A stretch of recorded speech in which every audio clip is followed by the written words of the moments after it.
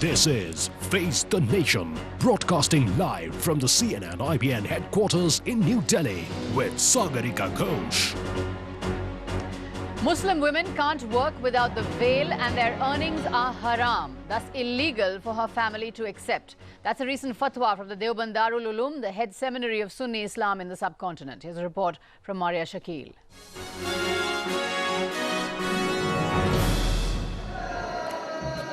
Yet another fatwa issued by Darul Uloom in Deoband, this time against working Muslim women, particularly those who work in close proximity with men and without a veil.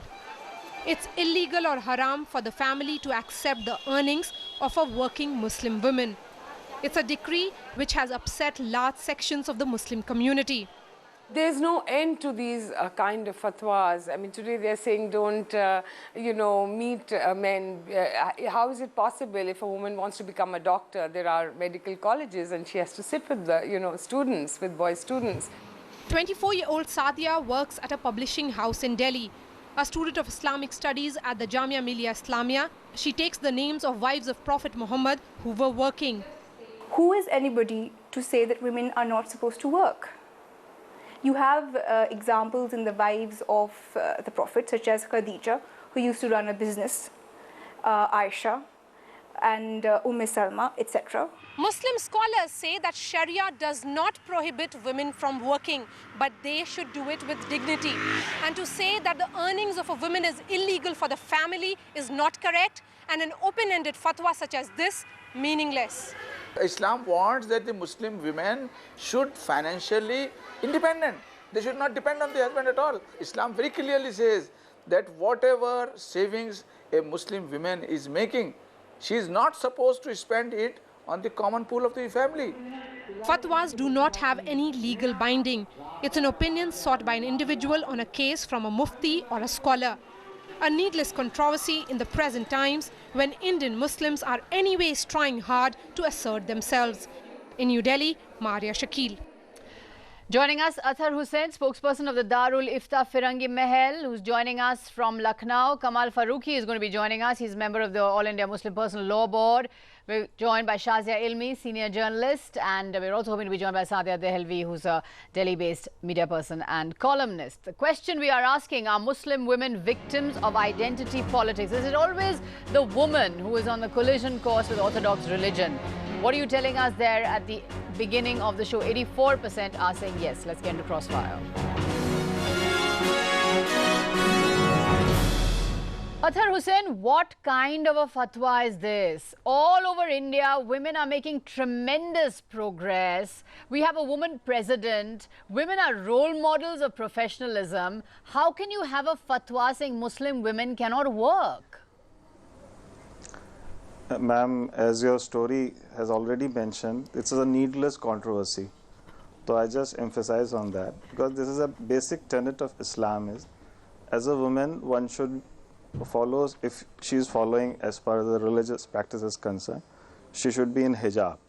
And if she is a working woman, and then if she follows that practice of hijab, it is most welcome. This is my submission. But if she has to have the hijab, if she has to be veiled, that might seriously impede her employability. People may not want to employ her if she has to wear burqa. I understand. There are so many professions, ma'am. In India especially, most of the non-Muslim go for a female gynecologist. Why? Why they prefer a female gynecologist only? Because they feel comfortable in going to that gynecologist for their problem. So similarly, if a Muslim woman in her profession acts with her on a hijab as her practice, so what's the problem? So are you saying that a Muslim woman can never be a fighter pilot? A Muslim woman can never be a lawyer? A Muslim woman can never be a company executive because she only has to be in that Zanana Dabba of female professions? Only there is acceptable? It's a long debate. One has to go into all the forms of hijab because when you go into the intricacies of hijab, you will find that it's hijab as a practice not only limited to Muslim women. It has also significance for the male also. because as a male one cannot go in tight shirts and tight trousers. It's forbidden. Nobody mentions that aspect also. As it is forbidden, a dress code is for the Muslim women. Similarly, there is a dress code for the male, and I can debate it to any Muslim scholar for that. Do you want to react to that? We never hear about the dress code for men. And why should women be the sole repository of religion, religious identity, religiosity? I mean, it's almost as if Darul Uloom is looking for ways and means, and not just Darul Uloom. Every version and every interpretation of Quran concerning women is the most narrow and most skewed version when it comes to women. And yet Quran is that egalitarian and noble document that gives the woman such equal rights, at least in marriage. Look at the Prophet's wife, to make Hazrat such Khadija, who was the first religion into who was the first woman. She was actually a businesswoman. You know, I'd really like to say that fatwas like these are really unwarranted, because they do send the wrong message about Islam and also the wrong message to Muslim women. We have a great tradition of, women scholars, and Hazrat Khadija, the Prophet's wife, the first wife, she was not only an emotional strength, but she was also a trader. What about the burqa, and he was working for her. He was an employee, and he also, so she was the first financer of Islam. And so you have a series of various role models of empowerment, economic and financial and other forms, Kamal Farooqi, what about the burqa though? So they're saying, could the position be that, okay, you're allowed to work, but you have to wear, you have to be veiled? All these instances which my sister Sadia is saying, fortunately, if you go into the whole thing, we see that all these women which she has mentioned, she was in burqas always. Always in burqa? Always. They are not allowed. We say, what they are not allowed? Why they are not allowed? Please understand, because you people have to understand that Islam gives the utmost respect to the women folk, and they want to protect them. They want that they should not be exposed to the outside world in such a fashion that their dignity is affected. The other communities may not understand it. May not accept it. I really don't want to. I don't think this should really turn into a debate on the veil, because they've been. I mean, there is clearly the veil is preferred in Islam, and the hijab, the headscarf, and there are various interpretations. But I think what we should really focus on is these fatwas, which are usually targeted at women. But what about the veil? No, we should persist with that, because the fatwa says that if a woman needs to work, she has to be veiled. You're right, Sarika. You are absolutely right, Sarika.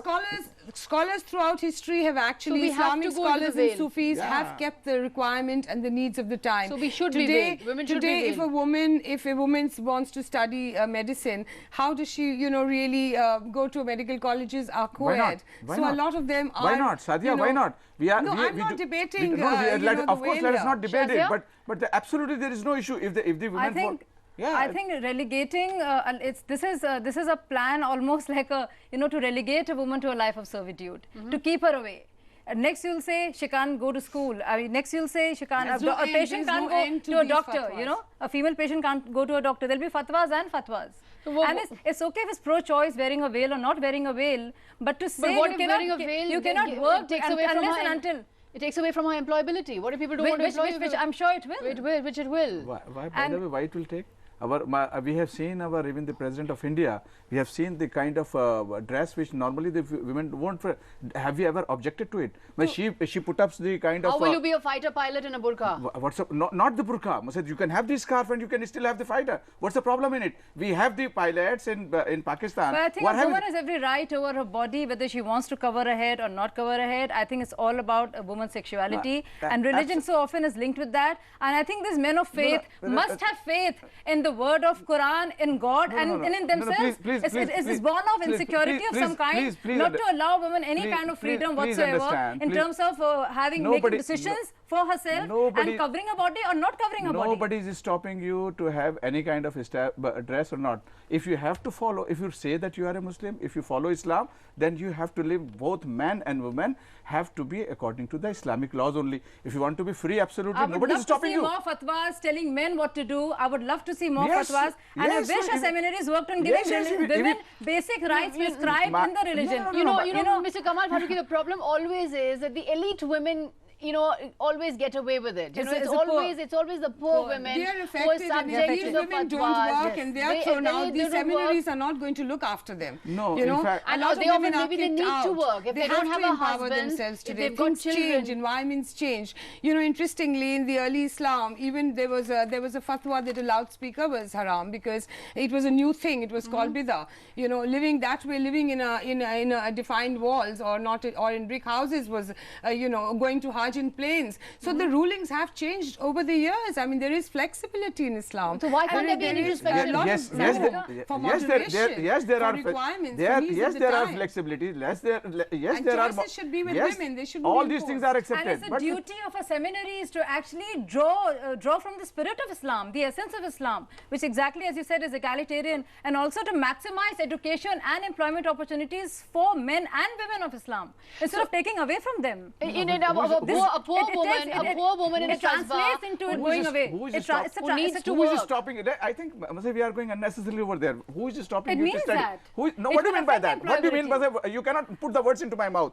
You must understand, we are only talking about the women working in the working position. But what Shazia is saying is that if you're not allowed to work, then why do you have the girl? Education in the first place? Please answer me. Why do you have the girl school at all?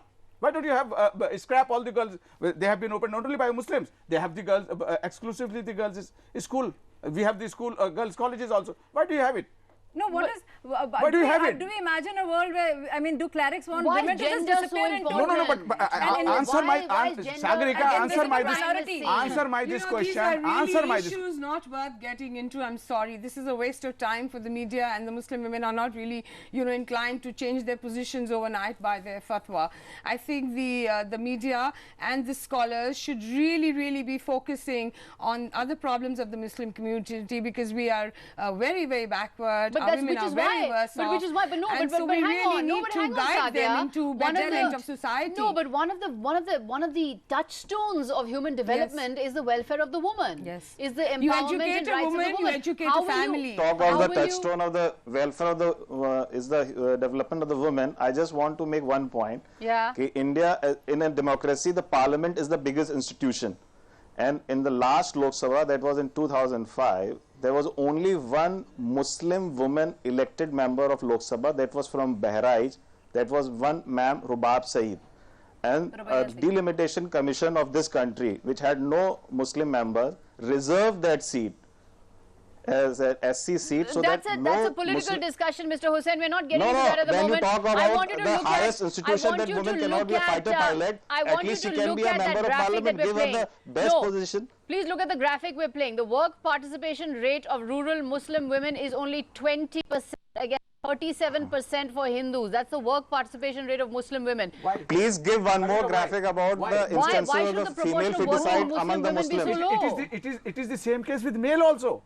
It is happening with the male members also. But then why should there be an ideological boost to women not working? No, it is not because they are women. It is because the Muslims in general are educationally backward, both men and women. So we must. There are hundreds and thousands reasons. Why don't we have a fatwa saying that, you know, like the Prophet's you know, tradition, that education is incumbent on every Muslim. It does not make a distinction between women and men. But we should have more fatwas really encouraging women to go out and study and to learn. We should tell that to the Deoband seminary, because in fact the Deoband seminary is the one that's coming up with these fatwas. But you know, many Islamic nations with their national airlines have air hostesses, and they're not wearing burqa and they're serving.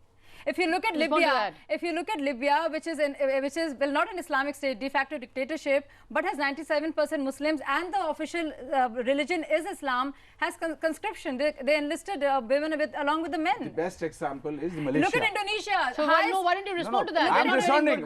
She's talking about Libya, which is absolutely not an Islamic country. It's absolutely cannot be compared. Islam if is at all you have official to state, 97% say Saudi Arabia, Muslims. say Saudi Arabia, say Malaysia, and then tell me. Indonesia elected a woman president, Megawati Soekarno Putri. They have the hijab.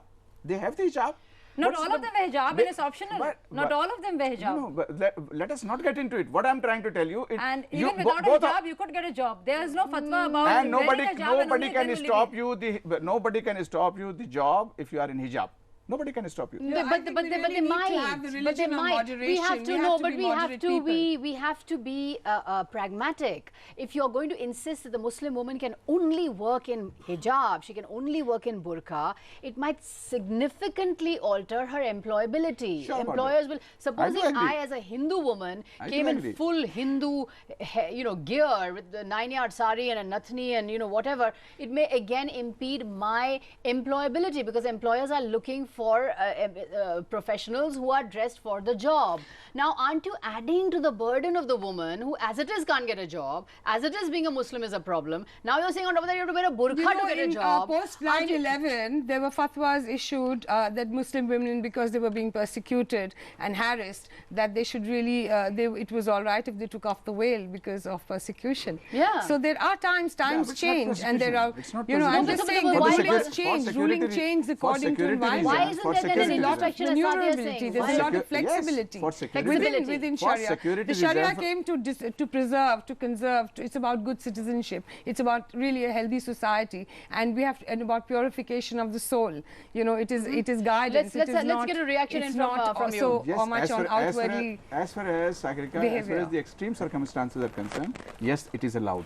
But when it is a normal life, when you can have the employment according to your own desire and according to preaching of Islam, what is the problem in it? Because there is a problem. Actually, there is a problem. Let's take a break and come back.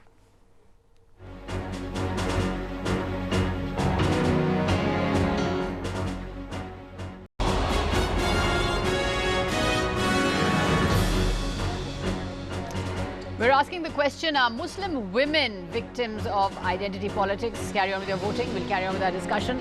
Athar Hussain Saab, how is a woman expected to find employment if she's in burqa? This is the question you have to ask yourself. Isn't it time that these fatwas and seminaries, looked after the interests of people rather than simply the interests of ideology and doctrine? How is a woman supposed to find employment if she has to be in the burqa? As far as I am concerned, I don't have a copy of that fatwa as yet, but because every fatwa is very specific to the question, you can understand that. But if in general we go that it's a fatwa that no Muslim woman without hijab should work along with men, so my personal opinion is that they should opt for those professions where they can cater to the society's development, and as far as hijab is concerned, again, we're back to this whole thing that women. I'm very surprised because Firangi Mahal has been a very liberal, and very enlightened seminary, issuing some wonderful rulings. Shazia, you were also saying that you were protesting that it's haram to accept a woman's salary. Yeah. What if there is no man? What if it's haram to accept a woman's salary? It's haram and illegal. This is the wording of the fatwa. It's haram, it's illegal. That's what they've said. That's what they've said. Sagarika. Now, respond to that if does the woman have to be perpetually dependent on a man's salary? Absolutely, that's what it says, and that's what. No. You can put it in another way. No, it says it's haram or illegal for a woman's salary is considered haram or illegal by the family members, and it's really sad, and this time and age. Wealth in Islam is discretionary. Her wealth this is a religion, not responsible. This is a religion which gave right to property. First religion. This is a religion which gave property and inheritance rights to women. Civil infanticide was banned, which was there pre-Islamic age. And now we're talking about a woman's salary being haram and illegal. So a woman is always dependent on a man to give her money. Actually, what is happening? Even the good things are being interpreted in a bad manner. What actually? But that's what it says. That's exactly the wording of the What is the wording? What is the wording? What it says? In fact, it has decreed it is haram and illegal according to Sharia for a family to accept a woman's earnings. What it says, in fact, actually the wording says. In fact, I do not know who translated and what are the actual original thing. What is the basic idea about the whole thing? If the woman is making and earning a money, she is not liable to spend that money on her family, because Islam wants the women fall to be independent as far as the financial position is concerned. But it's open to interpretation in many ways. No, it's wrong. It might be interpreted as the fact that a woman's money is not to be taken by the family. I do not know what actually said. This was really done in the Prophet's tradition to honor women and not to take the responsibility of the family. Yes, in fact, all her earnings are for herself. are They for could earning give as it for to the anybody future. they like. And it is the responsibility of the man. It is the responsibility of the man It comes to look without after. But isn't that the And so- condescending Not that it can't be gaze spent. gaze be. of patriarchy that the man will look after, the karta dharta will look after? Yes, he because will it is get his the money. responsibility. No, but why? But Why- why? why? That's patriarchy. No, it's not patriarchy. It's patriarchy. No, and if you- it Mother- delegates a woman No, to it's- a life I of do a not know what are you talking. It's second-class not citizen, relegatory, Mas. making her It's dependent completely on the man, ensuring that she does not have any economic independence whatsoever. It's trivializing. I'm also sorry what realize actually. it doesn't make I'm decisions sorry in what her you are life saying. It's and absolutely linking absurd. Wrong. employability with You're the wrong. In fact, you are taking It's too taking a wrong. choice I away. think I No, need this I need this to. But it's ruling- trivializing, I it's disagree trivializing a with woman's you earnings. completely. Come on, It's Farooq. trivializing No, a woman's you earnings. are I don't taking think there is it such a- too far, Sagarika. I don't In think it's a fact- very pious interpretation of what he's offering of the decree, and I don't see it in I think such. it's wrongly No, phrased. it's a wrongly phrased. I I'm don't telling see it you, like that I'm at all. honest about it. I can come back to you if it's that. nothing It's haram. wrong. But is What? It's not It's haram. discretionary. She It- can no, do but- what she But wants with isn't it. it isn't by making doesn't come through no, but in by the fatwa. making That a is the difference, by I do making not a- know who has translated it because But the by fatwa making was a not typing it in English. I'm 100% sure. But by These making a people may not be distinction- knowing English at all. But by They must have making a given their fatwa distinction- in Urdu or Arabic. But by making it must. I am 101% sure this is but wrong. by making a distinction between a man's earnings and a woman's earnings, isn't that essentially again creating an imbalance between a man and a woman and saying it's the not man imbalance. that's looking after Sagarika, the woman's earning is for it is- herself it- or may not be it is accepted just- as haram. it I is- mean, do it's- what it's- she why wants with it. It is why just create that difference? it They're is- citizens. They're it both is- equal people no, earning. in fact, it is the beauty of Islam which says that all the earning, all the properties of women, she's not supposed to spend.